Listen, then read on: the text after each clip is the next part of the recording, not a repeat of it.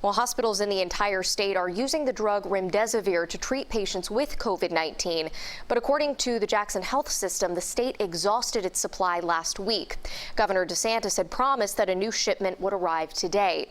CBS 4's Ty Russell is live in Miami at Jackson Memorial Hospital with an update on that shipment. Ty. And Carly, this rain fits the mood for so many families here in South Florida because they cannot visit their loved ones here at the hospital who are recovering from COVID-19. But this weekend, it's expected to be a pretty big and important weekend for the doctors who are helping those patients, because the governor says they should all be receiving a new shipment of some medicine that may help COVID-19 patients recover faster. Hospitals throughout Florida will be getting additional shipments of the therapeutic Remdesivir. That's the announcement Saturday from Governor Ron DeSantis. So I worked with the Vice President and I worked with Secretary Azar to get that expedited so that there wouldn't be a gap in treatment. A spokesperson for Jackson Health wasn't aware whether it had been delivered. The governor believes the shipment was scheduled to arrive Saturday, but didn't say where. We were scheduled to get some more later in the month. But there was a need to be able to expedite that. Remdesivir is an antiviral medication originally developed to treat Ebola.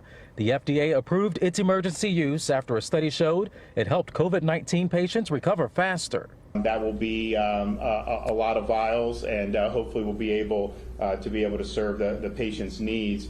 Hospitals have seen an uptick in admissions statewide. South Florida has also seen the virus spreading more because of a higher positivity rate. We think we may be seeing some declining positivity. Then there are other areas that have been pretty consistently 20% range, like Miami-Dade. State numbers from Friday show Miami-Dade saw 2,500 new cases. That means 21% of the people who tested for the first time have the virus. County Mayor Carlos Jimenez tweeted in part, "I'm hearing reports of many house parties. Remember, you're putting yourself and others in as much risk unprotected at these gatherings as you are being in public without a mask." He usually sends out a daily dashboard with numbers and rates. They show first-timers and people who are retesting to see if they're still positive. He says he's still worried. State numbers show Broward saw an increase of 1,500 cases Friday. That means 15% of people who tested for the first time were positive. Increased from the end of June into July, but then have it's been plateaued for the last 2 weeks, which is it's a good sign. Top Democrats in the Florida Senate think otherwise. Minority Leader Audrey Gibson states in part, there is no effective plan in place to halt the spread like other states have effectively deployed. The governor's approach guarantees more victims, but little else. And in that news conference, the governor also said that he's not really concerned about the number of beds at hospitals. He's more concerned with staffing because COVID-19 patients require more nurses and more care.